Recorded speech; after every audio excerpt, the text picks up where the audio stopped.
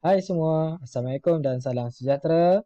Pada kali ini kita akan mempelajari satu topik iaitu topik keempat dalam mata pelajaran Asasan Komputer tingkatan 3 iaitu kod arahan. Kita akan fokuskan kepada subtopik 4.1.2 iaitu entiti dan atribut. Apa yang saya akan terangkan kepada anda pada kali ini adalah berkaitan apa itu entiti, apa itu atribut dan pangkalan data hubungan. Mari kita lihat yang pertama, apakah yang dimaksudkan dengan entiti. Baik, secara umumnya, entiti adalah satu kumpulan objek yang sama jenis. Yang kedua, entiti wujud dalam persekitaran iaitu tempat di mana pangkalan data berada. Yang ketiga, entiti adalah bersifat unik dan entiti mempunyai data mengenainya yang boleh dikutip dan disimpan. Jadi, anda semua kena ingat, kena hafal untuk memahami apakah yang dimaksudkan dengan entiti. Baik, contoh entiti. Entiti boleh dikategorikan kepada orang, benda dan tempat. Orang, benda dan tempat sangat sesuai dijadikan sebagai entiti. Dengan erti kata lain, selain daripada orang, benda dan tempat sangat kurang sesuai kita jadikan sebagai entiti. Atau untuk lebih memudahkan anda faham, sesuatu perkara ataupun sesuatu benda yang boleh dipegang sangat sesuai dijadikan sebagai entiti. Baik, mari kita tengok contoh ni. Mari kita fikirkan sama-sama berkaitan dengan soalan ini. Fikirkan entiti yang terdapat dalam persekitaran makmal komputer. Saya pasti dan saya yakin anda semua pernah pergi ke makmal komputer. Jadi, mari kita fikirkan apa benda yang boleh dipegang dan sesuai dijadikan entiti di dalam makmal komputer. Baik, yang pertama adalah komputer. Sudah semestinya komputer boleh disentuh ataupun boleh dipegang. Jadi komputer sesuai dijadikan sebagai entiti. Yang seterusnya, pelajar dan guru. Pelajar dan guru juga boleh disentuh. Jadi pelajar dan guru sangat sesuai dijadikan sebagai entiti. Seterusnya adalah buku, projektor dan kalkulator. Contoh-contoh ini adalah contoh-contoh entiti yang terdapat di dalam makmal komputer dan kesemua ini adalah sesuatu yang boleh disentuh. Okey, ini adalah contoh sahaja.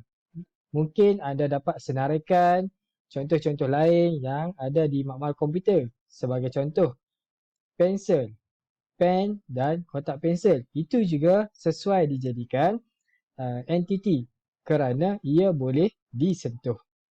Baik, seterusnya. Perwakilan entiti ataupun simbol yang kita gunakan untuk melukis ataupun melakar ataupun mewakili entiti.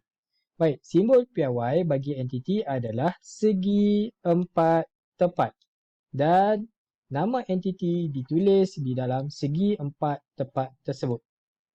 Sebagai contoh, entiti pelajar.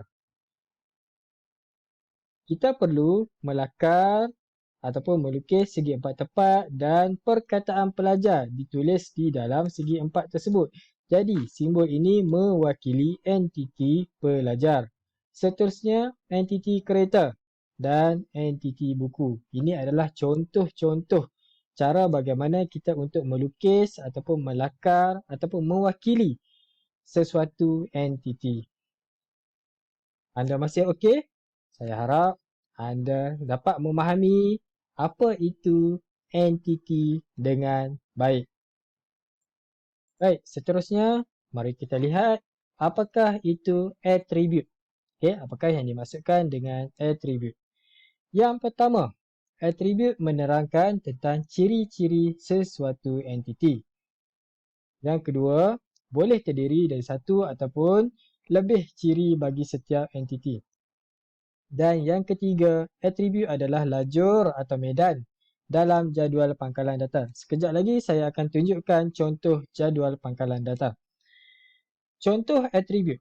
Baik, kita di sini kita ada entiti sebagai pelajar.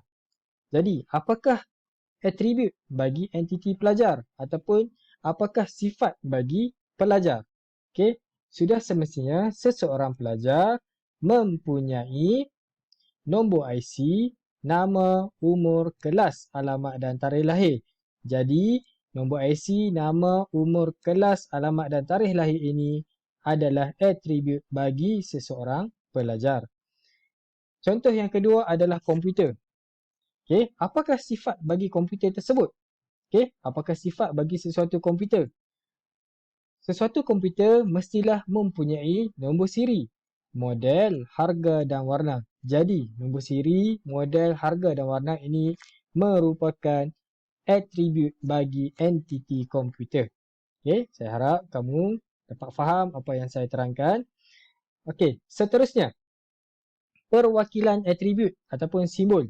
Jika tadi simbol bagi entiti adalah segi empat tepat, simbol piawai bagi atribut adalah bujur dan nama atribut ditulis di dalamnya. Sebagai contoh, di sini kita ada entiti guru. Okey, entiti guru. Apakah atribut bagi entiti guru? Seseorang guru mestilah mempunyai nama, nombor kad pengenalan, berat dan tinggi.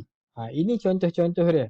Kita tengok di sini entiti guru dan atribut ditulis ataupun dilakar, dilukis menggunakan simbol bujur dan nama entiti ataupun nama atributnya ada di dalam simbol bujur tersebut.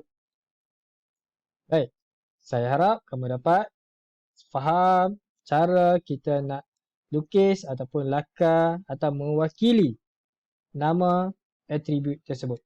Baik, seterusnya kita akan lihat contoh lakaran entiti dan atribut. Kita tengok contoh yang pertama. Lakaran entiti dan atribut-atribut bagi persekitaran kantin sekolah. Saya yakin semua orang pernah ke kantin sekolah. Okey, jadi apakah entiti yang ada di kantin sekolah? Kita kena kenal pasti dulu entiti yang ada di kantin sekolah. Yang pertama adalah entiti pelajar dan yang kedua adalah entiti makanan. Bagi entiti pelajar, atributnya adalah nama, nombor IC dan kelas. Jadi ini adalah cara untuk kita lakarkan hubungan antara entiti dan atribut bagi entiti pelajar. Dan entiti yang kedua adalah entiti makanan. Jadi mari kita lihat atribut bagi entiti makanan adalah jenis makanan dan harga bagi makanan tersebut. Ini adalah contoh untuk kita lakarkan hubungan antara entiti makanan dan atributnya. Simbol perlu betul mengikut simbol piawai yang telah ditetapkan. Baik, contoh yang kedua. Lakaran entiti dan atribut-atribut bagi persekitaran kedai buku. Baik, di kedai buku, entiti yang terdapat di kedai buku adalah pekerja dan entiti kedua adalah buku. Kita lihat entiti yang pertama iaitu pekerja. Apakah atribut bagi entiti pekerja? Yang pertama, pekerja itu mestilah mempunyai bangsa dan nama, nombor IC, nombor telefon dan email. Ini adalah contoh entiti dan atribut bagi entiti pekerja. Seterusnya adalah entiti buku. Atribut bagi entiti buku adalah tahun keluaran, jenis buku, kod buku, harga dan nombor ISBN. Kita lihat di sini simbol-simbol yang digunakan perlulah tepat, perlulah sama mengikut piawai yang telah ditetapkan, iaitu entiti menggunakan simbol segi empat tepat dan atribut menggunakan simbol bujur. Dan entiti dan atribut tersebut perlu ditulis di dalam simbol yang telah dilakarkan ataupun diwakili. Baik. Seterusnya adalah perwakilan entiti dan atribut dalam pangkalan data hubungan. Yang pertama, setiap entiti diwakili oleh satu jadual. Okey, ini contoh jadualnya. Setiap entiti diwakili oleh satu jadual. Bermaksud, buku adalah entiti. Okey, buku adalah entiti. Yang kedua, jadual terdiri daripada beberapa lajur. Lajur mewakili atribut. Lajur adalah nombor ISBN, tajuk buku dan penulis. Oleh itu, lajur adalah atribut. Dan yang ketiga, setiap baris dalam entiti mewakili rekod. Jika kita lihat pada jadual ini, kita ada 3 rekod. Okey, 3 baris. Baris yang pertama, kedua dan ketiga ini kita panggil rekod. Baik. Pangkalan data dan atribut dalam jadual pangkalan data. Ini jadual pangkalan data. Ini sebagai contoh jadualnya yang menggunakan Microsoft Access. Baik. Jika kita lihat di sini, dia ada perkataan murid, dia ada perkataan nombor daftar, nama murid, kategori dan rumah sukan. Baik. Nama murid. Okey. Murid adalah entiti. Okey. Lajur iaitu nombor daftar, nama murid, kategori dan rumah sukan adalah atribut. Okey, sebab dia berada di lajur, kita sebutnya sebagai atribut. Bermaksud nombor daftar, nama murid, kategori dan rumah sukan ini adalah sifat ataupun ciri kepada murid. Baik, seterusnya adalah rekod. Baris, di sini ada 4 baris. Jadi keempat-empat baris ini kita sebut sebagai rekod. Baik, saya harap dengan penerangan yang saya berikan pada hari ini, kamu semua dapat mempelajari sedikit sebanyak berkaitan dengan topik ini, iaitu entiti dan atribut. Semoga bermanfaat dan semoga kita berjumpa lagi. Terima kasih kerana menonton. Bye-bye. Assalamualaikum.